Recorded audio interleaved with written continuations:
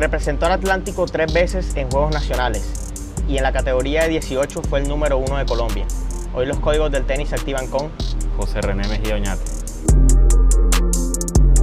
Bueno, bienvenidos a todos a un nuevo episodio de los Códigos del Tenis 2026, recargado de nuevos invitados, y hoy estoy más que feliz porque tengo a un amigo que me ha dado la vida y el tenis, a un hermano. Gracias, José René Mejía, por estar aquí en los Códigos del Tenis. Gracias por tu tiempo. Gracias a ti, David, por invitarme, por tenerme en cuenta, y bueno, creo que era una conversación que teníamos pendiente. Sí, era un episodio que había que hacer, sobre todo porque tú pues conoces mucho del tenis, has jugado Futuro, has jugado Challenger, conoces todo lo que ha pasado en el tenis de Barranquilla y por supuesto de Colombia. Y bueno, nada, feliz, hermano, de tenerte aquí. Y bueno, como empiezo yo todos los episodios, cuéntame por qué empezaste a jugar tenis, por qué tenis y por qué no algún otro deporte. Bueno, yo empecé a jugar tenis a los 6 años, hoy tengo 27. Realmente empecé porque mi papá, desde que tengo uso de razón, juega. Okay. Siempre ha jugado con amigos, vamos a decir que ha jugado como hobby. Okay. Y desde pequeño él me llevaba pues cuando iba a jugar, y pues de ahí fue naciendo esa pasión, fue naciendo esa curiosidad por el deporte.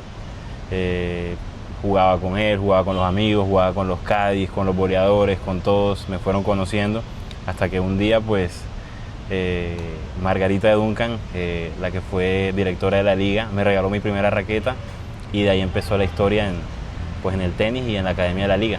Claro, ahí mencionas algo importante, era que tu papá te llevaba y pues estabas como en ese ambiente. ¿Y tú sabes por qué tu papá entra al tenis? Bueno, él entra al tenis porque primero le gustaba el ciclismo, pero era un deporte que a mi mamá le parecía siempre un poquito, vamos a decir, peligroso. Claro.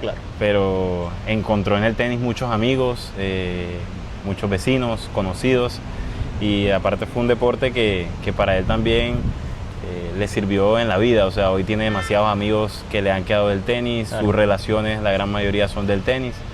Entonces, nada, creo que es un deporte que engancha mucho a las personas y donde consigues calidad humana, consigues buenas relaciones y también, vamos a decir, un deporte muy sano. Claro, ¿no? Y lo hemos visto, y por ejemplo nuestra amistad es un resultado de eso, de uno estar en un ambiente sano, un ambiente con buenas personas. De hecho, lo mencionaba Andy Torres en el episodio pasado también, que los chicos, bueno, se relacionan y su vida social se da en los torneos, porque al final se la pasan en eso, y por ahí capaz que con los del colegio no tanto.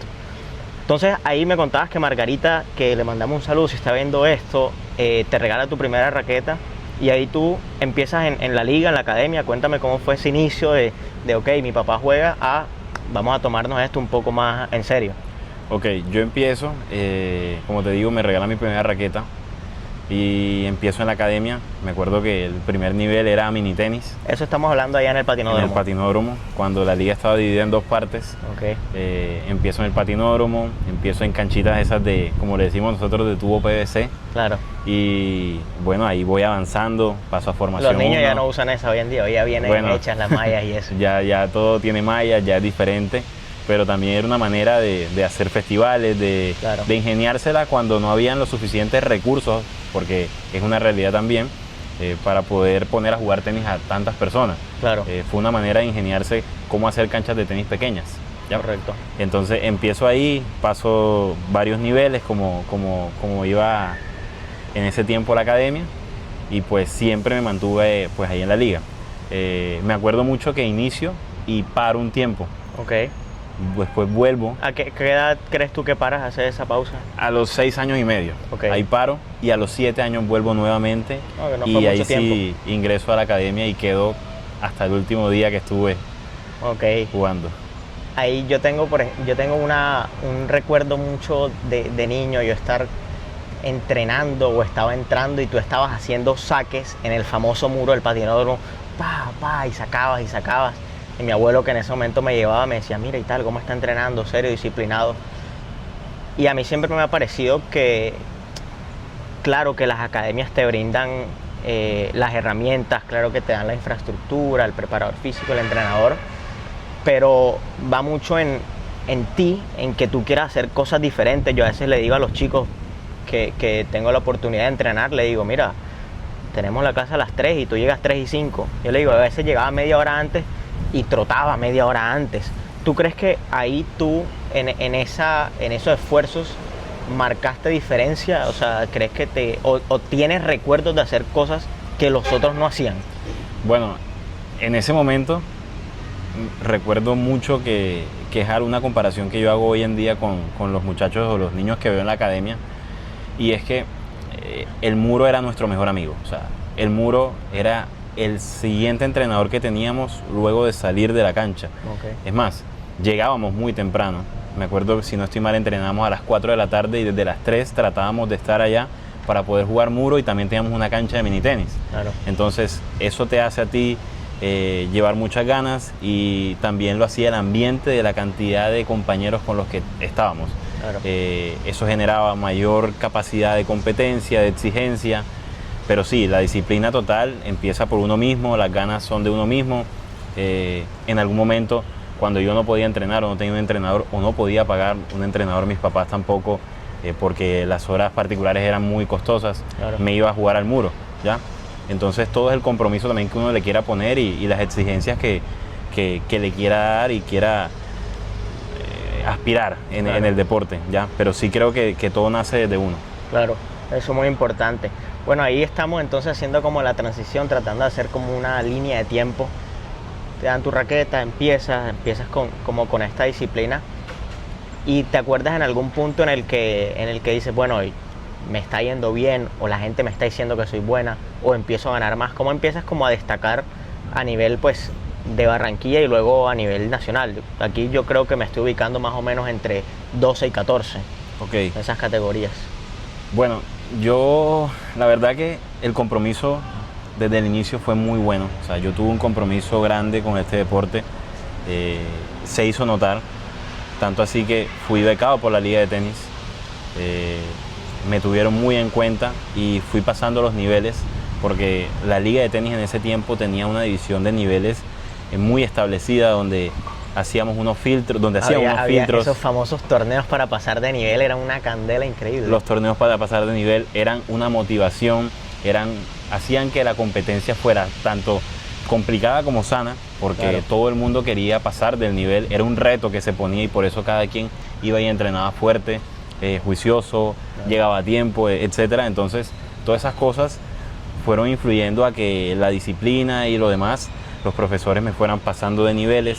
Es más, yo te puedo decir hoy que de los profesores antiguos que tiene Barranquilla, yo pasé por las manos de todos los que estuvieron en la Academia de la Liga de Tenis. O sea, no se me puede pasar, creo que un nombre, y empecé con Eduardo, pasé con Sergio Orellano, después Hernán, después pasé a Bernardo, Oneider, Claro. Edwin, Antonio, Jonathan, Esteban, etcétera. Entonces, los que conocen saben cómo ha sido el proceso, y que esa estructuración, digamos, también hace los filtros, y a que en ese tiempo donde habíamos tantos jugadores, o teníamos tantos jugadores en la ciudad, en Barranquilla, nos potenciaron a muchos para Claro. que llegáramos hasta ciertos puntos.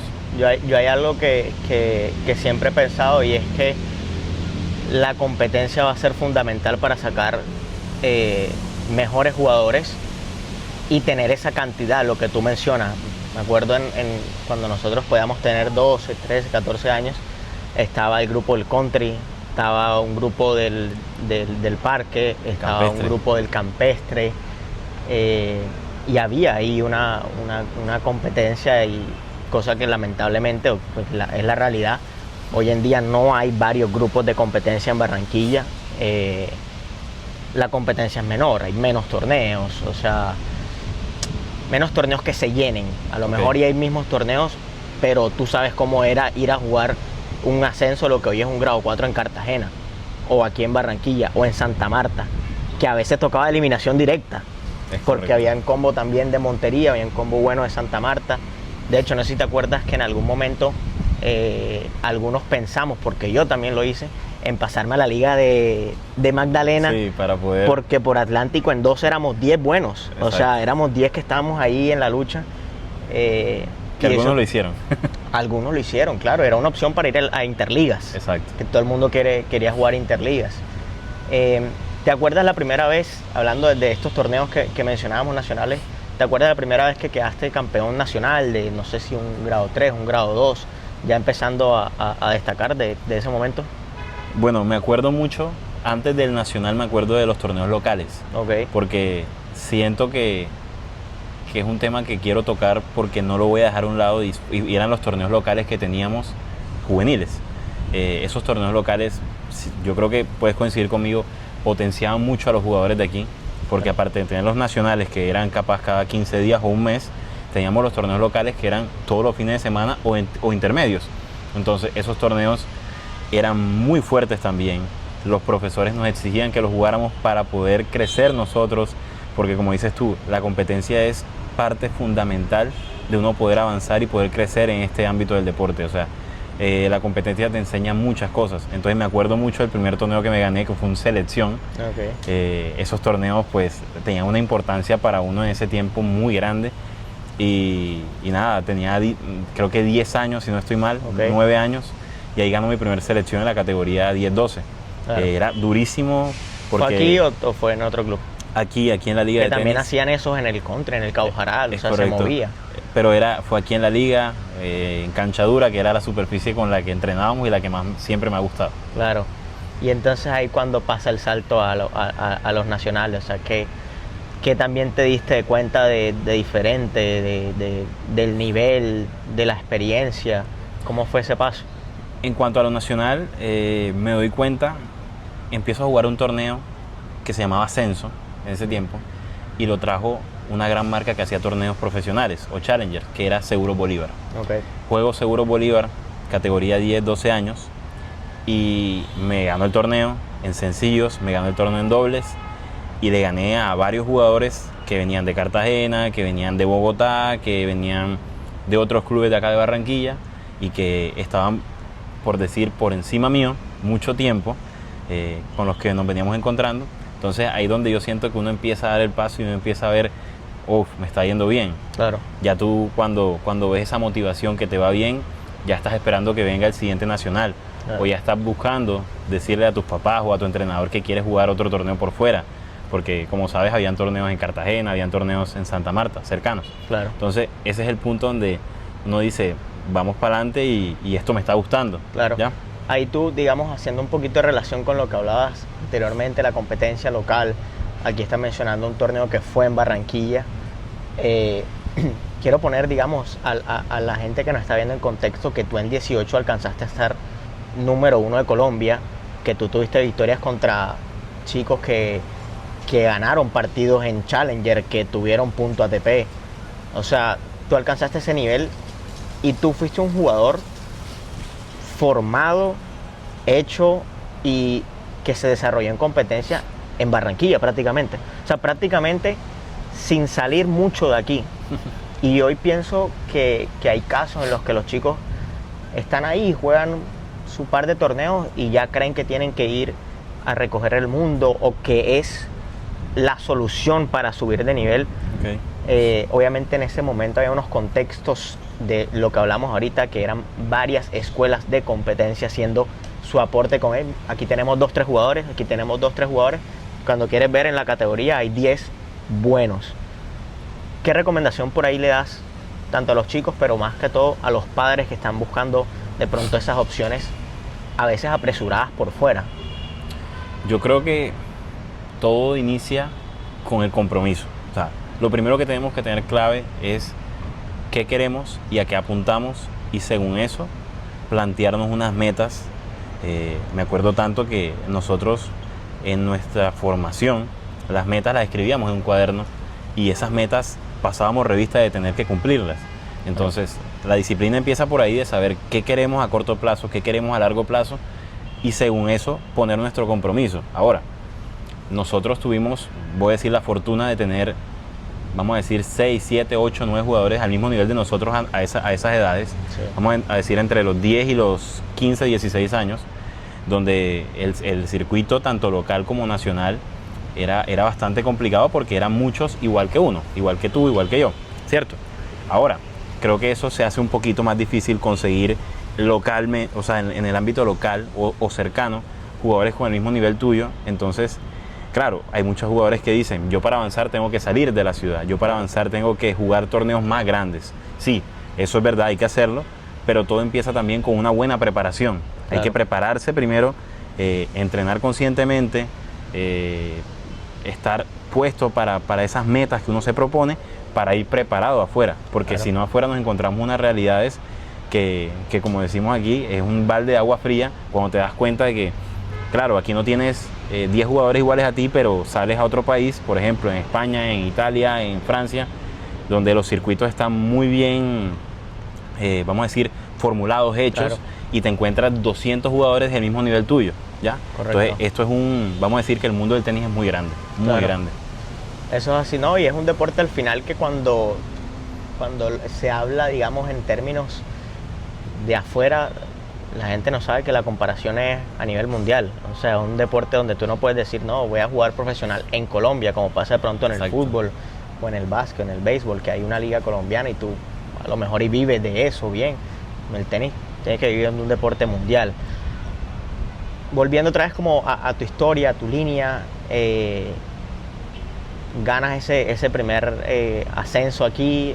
Para de pronto los que nos están viendo y no están familiarizados, ascenso es lo que ahorita vendría siendo un grado 4. Y empiezas a viajar a nivel nacional, ¿no? Sí. ¿Cómo empezó a ser esa experiencia? ¿Cómo fue?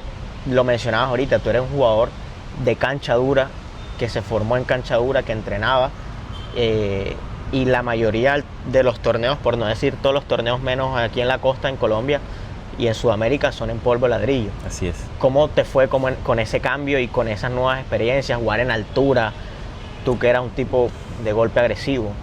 Bueno, mi primer torneo saliendo de la costa realmente fue en Bogotá. Fui a jugar a Bogotá. Fuiste de extremo a extremo. Fui a jugar a Bogotá, lo que le llamamos en ese tiempo Circuito Colombia, y para entrar en contexto con la gente, en Colombia, en la época que estamos hablando, vamos a hablar hace 8 o 10 años, no sé si más. Más. Muchísimo más, sí. Teníamos ascensos, Colombias y élite. Y élites. Se dividían solamente en esos 3 torneos. Vendría siendo como un grado 4, grado 5 los ascensos. Un grado 3 de pronto los grado Colombia. 2 Colombia y el grado 1. Y élite era grado 1. Grado 1. Entonces fui a jugar un circuito Colombia a Bogotá, y me encuentro con la realidad de, yo no sabía que era jugar en la altura, primero que todo. Claro. Muy poco jugaba en polvo de ladrillo, entonces eso fue un choque para mí muy grande, porque viene uno con la gran motivación de que local te está yendo bien, vas al nacional y realmente el nivel es fuerte. Claro. Pero bueno, jugué otro en Medellín, pasé la quali, perdí en primera ronda, pero fui como cogiéndole ese tiro a qué era jugar por fuera, a qué era sentir presión, porque tú también empiezas a sentir la presión de que tus padres están haciendo un gasto, claro, de que tienes la expectativa de tu familia, de tus amigos y tus entrenadores de que vas a salir a jugar por fuera torneos y ya los ven como algo más importante. Correcto. Entonces, con todas esas cosas, uno tiene que, vamos a decir, que jugar, pero... y que saber darle manejo. Sí, exacto, pero es lindo el momento, y yo creo que yo lo disfruté hasta el máximo. Seguí jugando cantidad de torneos después a nivel nacional, con un detalle. Creo que de los jugadores que estuvieron en el ranking, el que menos torneos jugaba al año era yo. Eras tú, 100% seguro. De la camada de mi edad, de los que menos jugaban torneos era yo. Menciónate un par de nombres ahí, desde pronto lo hemos tenido en el programa. Por ahí está Sergio Hernández, Checho, claro, la gente Alejandro lo conoce, Hoyos, también Nico Mejía, alcanza a jugar con Nico Mejía partidos. Pues, ¿qué te digo? En los mismos torneos, en el mismo torneo donde yo estuve, pude haber jugado con Daniel Galán, claro, etcétera. Entonces, yo tenía un detalle, y era que, vamos a decir, por la lejanía a los torneos, porque nosotros en el lugar, en la ciudad donde vivimos también, nos costaba mucho ir a jugar a otro lugar, porque claro, no teníamos torneos cerca. Jugaba pocos torneos, pero lo poco que yo jugué siempre, creo que fueron, exacto, torneos de calidad donde me iba muy bien, porque iba bien preparado también. Claro. Entonces era un detalle, yo tenía 6 torneos en el ranking, estaba vamos a decir, de 6, y había uno que llevaba 20 torneos al año y estaba de 30. Entonces, Correcto. era una comparación que yo siempre hice, donde yo lo poquito que jugaba, como dicen, cantidad, calidad. Correcto. ¿Ya me entiendes? Sí. Ahí también en tu historia, creo que hay un personaje, mencionaste al inicio a Margarita, que te da tu primera raqueta, pero pienso que también es muy importante mencionar a Antonio Cordonier, que es para nosotros como un padre que durante 20 años, un poco más, fue director de la Liga de Tenis del Atlántico. O sea, en todo este proceso que estamos hablando de ti, él era el director, fue tu entrenador, mencionaste a todos los entrenadores por los que pasaste, pero cuéntame un poco también cuál fue el papel de Antonio, tanto en el tenis como en tu vida. Bueno, Antonio, mucho que agradecerle. Primero le mandamos un saludo, especial, estoy muy seguro que está viendo esto. Mucho que agradecerle porque una persona excepcional, una calidad humana, amor por el deporte. Creo que la costa, no solo Barranquilla, sino la costa y también el país, le debe mucho a Antonio en el sentido del conocimiento que trajo y el conocimiento que dejó sobre el tenis. Yo creo que haciendo el comparativo o entrando más a fondo, en Barranquilla el tenis se partió en dos. Desde que Antonio llegó hasta el último día que estuvo, pienso yo. Creo que es un tema que podríamos quedarnos hablando mucho porque hay ciertas cosas que tocar, pero para mí Antonio fue una persona que le sumó demasiado a este deporte, creó los circuitos locales, hizo parte de la comisión técnica de la Federación Colombiana de Tenis, viajó con los equipos de la Federación Colombiana de Tenis a acompañarlos a torneos nacionales, a los sudamericanos. Tenía todo el conocimiento de cómo jugaban, qué hacían los jugadores profesionales, muy buenas relaciones, nos traía las anécdotas, nos presentaba a los jugadores, a los las jugadores, experiencias. La gente no sabe, pero tuvimos, gracias a él, porque no hay otra forma, tuvimos la oportunidad de entrenar con Tomás Echeverry, que ahorita está, bueno, la gente que está viendo esto y sabe el tenis sabe quién es, con Baez, con Axel Heller, que fue el número 1 del mundo junior. O sea, todas esas experiencias las vivimos gracias a él. Él tenía esos contactos y esas conexiones tanto a nivel nacional como internacional, ¿no? Sí, y bueno, no, Antonio, creo que el papel que hizo aquí en la liga, impresionante, o sea, formuló cómo se debía manejar esta academia y creo que le dio como esas bases a muchos profesores también para poder ellos aprender. Yo la verdad con Antonio pasé los últimos años de competencia, era mi entrenador y pues el aprendizaje que podía recibir día a día era impresionante, la calidad de los entrenamientos. Pues la verdad, él fue el que también me enseñó que uno tenía que ir un poquito más allá, salir de acá, porque realmente en las condiciones donde estamos, el país donde estamos, se hace muy difícil competir y hay que competir. Claro. Entonces habían otras maneras de competir. Fue el que me llevó a Francia a poder competir, pasaba cantidad de meses allá jugando una cantidad de partidos que no podía conseguir normalmente aquí en Sudamérica y en Colombia. Claro. Entonces creo que me sumó demasiado, creo que le agradezco mucho y nada, o sea, excepcional como persona, como entrenador y necesario. Ojalá todos pudieran tener un Antonio en sus academias, porque realmente el conocimiento y el compromiso que le puso a esto ha sido muy grande y es muy grande y todavía lo sigue haciendo desde el lugar donde está, por allá en Europa. No, totalmente de acuerdo, es una persona que mira todas las palabras que le das y yo también estoy sumamente agradecido y le aprendí como jugador, ahora en esta faceta como entrenador, ahora en mi nueva faceta como director, trato de hacerle preguntas, de molestarlo porque es increíble todo lo que sabe y como tú dices, la calidad humana. Ahí mencionaste algo que iba a mencionar después, pero para tocarlo enseguida, y es el tema de los torneos que jugaste en Europa, Sí. el circuito de Francia. Mencióname primero cómo llegas a eso, la edad en que pasaba en tu carrera y luego eso toda la experiencia allá. Bueno, el circuito francés, para entrarlo en contexto, el circuito francés es un circuito muy bien hecho, un circuito muy rico, digamos, en cuanto a cantidad de torneos, en cuanto a cantidad de dinero que maneja y en cantidad de jugadores ¿De calidad? de calidad y del mismo nivel. Ok. A ver, yo empecé mi preparación a eso desde el 2016, más o menos. ¿Cuántos años en ese momento? Aquí la cuenta no me acuerdo exactamente, pero podría tener unos 17, 14. no, 18 años, algo así. Bueno, Ok. vamos a decir que en el 2017 viajo por primera vez. Estuve en la zona de... O mejor dicho, en ese momento, ¿tú seguías jugando torneos nacionales o ya habías salido de la categoría?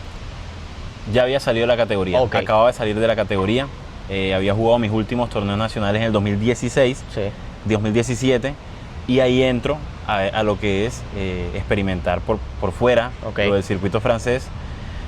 Llego a Toulouse, Ok. allá me encuentro con cantidad de jugadores de Sudamérica también haciendo lo mismo, Ok. más que todo argentinos. Entonces, ese circuito se divide en varias categorías.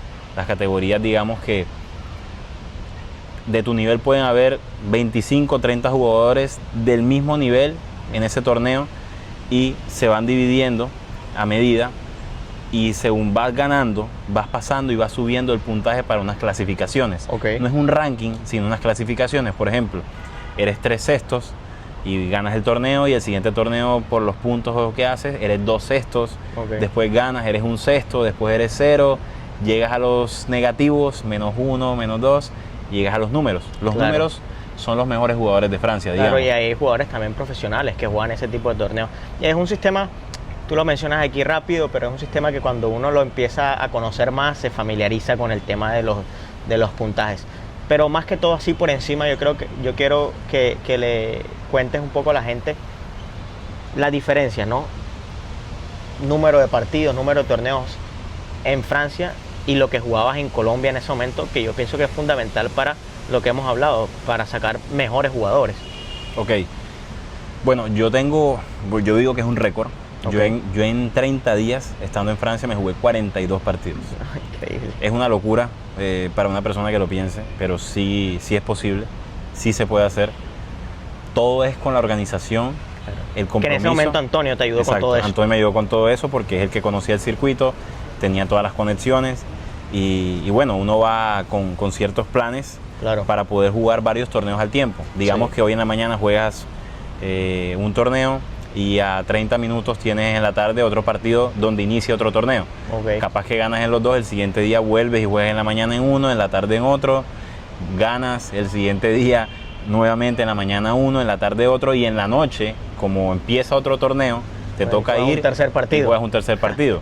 Yo llegué a jugar en un solo día 4 partidos, Uf. de los cuales gané 3, perdí 1 y me gané 2 torneos. Claro.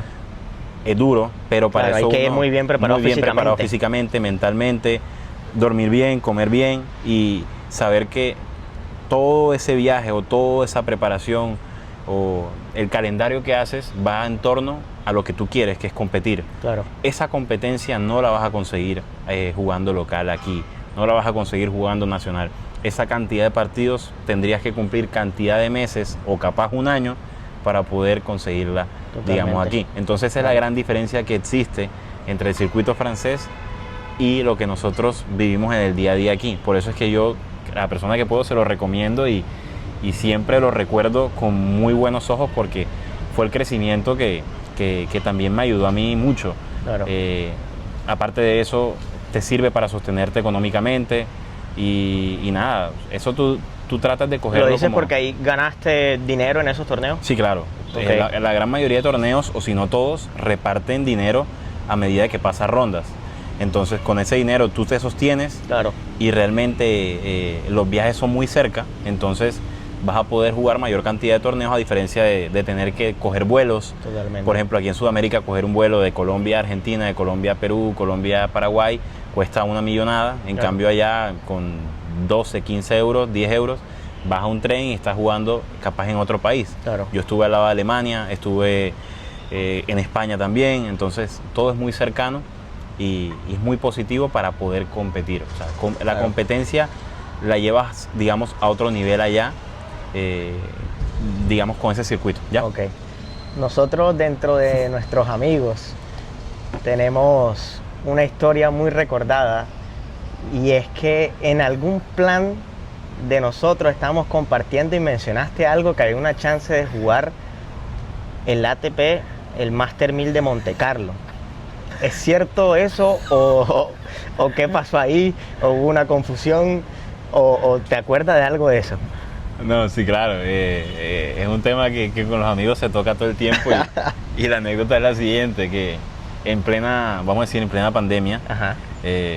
El máster, como estaba en todo el tema del COVID y que estaba cerrado, el Master 1000 de Monte Carlo tuvo pocos jugadores inscritos. Okay. Y en la quali también tuvo pocos jugadores. Entonces son torneos donde capaz cualquier persona a veces puede firmar, Sí. y si el director del torneo quiere, puede entrar. Claro. Entonces eso se ve muy poco en ese tipo de torneos con esa, digamos, con ese escalafón mundial. Sí.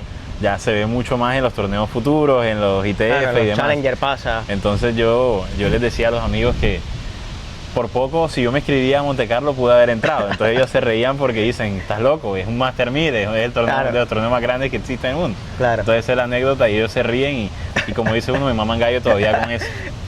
Pero una realidad que sí pasó, y fue cuando jugaste el Challenger aquí en Barranquilla. También nosotros compartimos juntos en algunos futuros, pero recuerdo que en el Challenger hiciste una muy buena participación contra Luis David de Venezuela, que alcanzó a estar buen ranking en dobles, ¿no? Top 100 de dobles. Top 100 de dobles.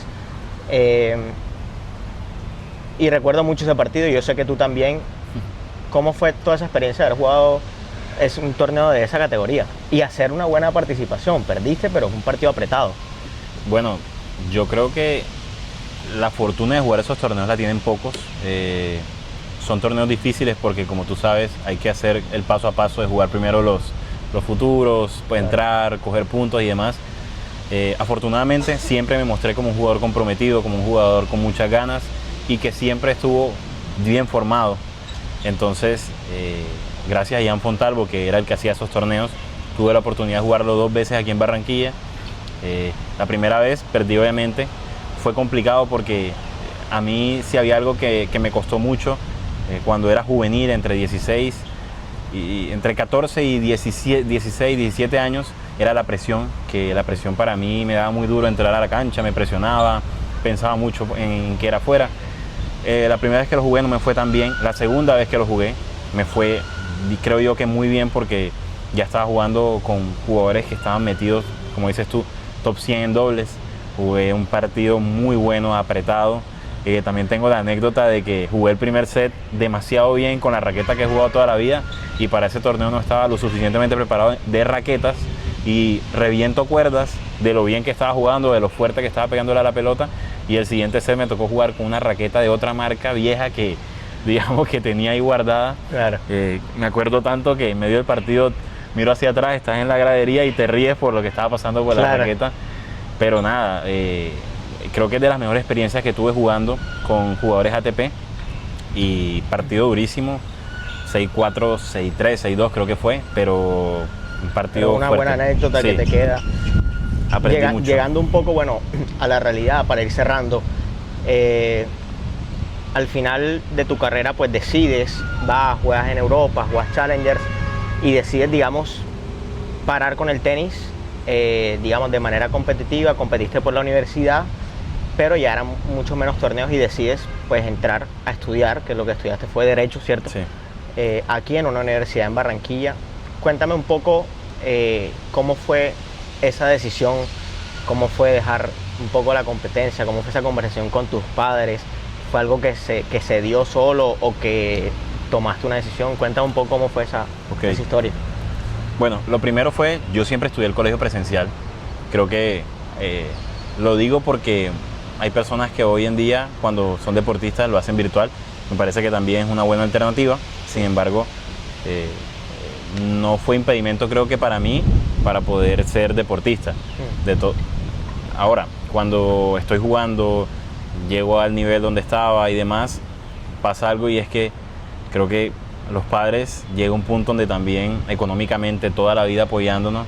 Este deporte es un deporte que se necesita dinero, que se necesita poder tener para tú poder viajar, como te decía, la imposibilidad de tú viajar a los torneos cercanos aquí en Sudamérica, porque son costosos, por eso Sí. uno se va a Europa y juega 3 meses y sale mucho más barato. Entonces yo llegué a un punto donde tenía patrocinio, porque sí, gracias a la alcaldía de Barranquilla en ese tiempo, abrieron el Team Barranquilla, pertenecía al Team Barranquilla 3 o 4 años, si no estoy mal, un proyecto que creó el alcalde Alejandro Char en ese tiempo, y decido estudiar porque, aparte de que tenía el patrocinio y tenía el apoyo, sin embargo, siempre hacía falta más porque Claro. este deporte demanda mucho. Sí. Entonces, Y sobre todo lo que yo le digo a los padres es, a medida que el jugador es mejor, requiere mucha más Mucho cosas. más. Cuando empiezas con una raqueta, luego con 2, pero un jugador que ya juega profesional necesita 4, 5 y así en todo. bueno, yo un día dije, la verdad es que quiero estudiar. O sea, le dije a mis papás, quiero estudiar, le dije a mis hermanas, quiero estudiar. ¿Qué edad tenías en ese momento? Eso fue en el 2000, vamos a ponerle que yo tenía unos 20 años, Ok. si no estoy mal, 19, 20 años.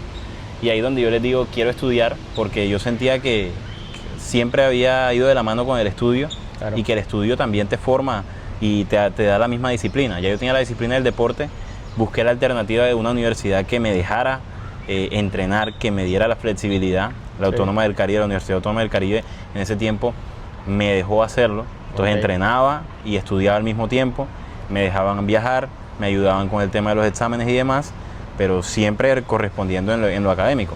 Entonces yo tomo la decisión de estudiar y se me junta, vamos a decir, la pandemia al final con la falta de patrocinio y el final de la carrera. Ok. Ahí es donde yo digo, hago un stop y miro y digo, ¿qué voy a hacer ahora? ¿Ya? Entonces ese fue como una decisión que me tocó tomar.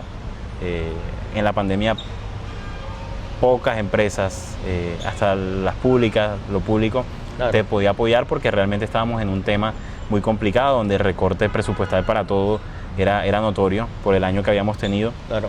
y estaba al final de la carrera, entonces tenía que empezar las prácticas. Sin embargo, volví de la pandemia, seguí entrenando, jugué mis últimos juegos nacionales, hice cuartos de final y perdí con Nicolás Barrientos, que jugué un tremendo torneo. Que era uno de los Eh, jugadores que tú tuviste como referente también. Sí, claro, tremendo jugador que siempre se mostró, lo vi desde pequeño jugar y enfrentarme con él al final fue muy Un bueno. premio, ¿no? Sí, un partido también Uno muy- se disfruta mucho de eso. Mucho.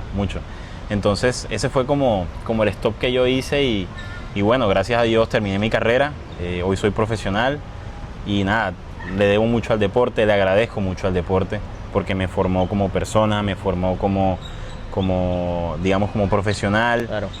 Al deporte también le debo mucho porque me dio la disciplina que hoy en día todavía la mantengo y que nada, son experiencias, relaciones y cosas buenas que te deja para la vida. Y yo le agradezco a todas las personas siempre que a mí me apoyaron, que estuvieron ahí al lado mío, que creyeron mi proceso. Claro. Yo creo que el tenis es un deporte que, siendo realista, es complicado, es un deporte individual. Y yo le hago la énfasis a las personas de que no todos los deportes se pueden mirar igual, porque este deporte individual donde tú trabajas mucho, vas a un torneo de eliminación directa y pasas una ronda, para ti es un tremendo resultado, pero capaz que para otra persona que no te ve siendo campeón no. Claro. Entonces a mí me gusta siempre decirlo, que apoyemos el deporte y que no todos los deportes se miran igual. Entonces por Correcto. eso te digo, yo le agradezco mucho al tenis porque fui campeón siendo juvenil muchas veces, jugué a lo profesional, siento que me fue bien, hice cosas buenas y nada, hoy en día estoy satisfecho. El sueño de todos siempre es llegar a ser profesional. Pude jugar torneos profesionales, pero la vida me puso en otros aires. Claro. Y aquí estamos, dándole. Oh, muchísimas gracias, José. Yo creo que con eso cerramos con broche de oro. Muchas gracias por tu tiempo, A ti por de- contarnos. Yo sé que podríamos hacer 2 horas más de episodio, pero se nos vuelve ya mucho. Así que gracias por tu tiempo, No, gracias por gracias. compartirle a la gente del tenis tu historia. Gracias a ti y bueno, sabes que siempre soy uno de los fans de este podcast. Bueno, gracias a todos por ver este episodio de los Códigos del Tenis. Sigan conectados, por aquí vamos a ver las redes de José, mis redes, y sigan ahí pendientes que vamos a seguir haciendo mucho más contenido. Los Códigos del Tenis por David Franco. Vemos.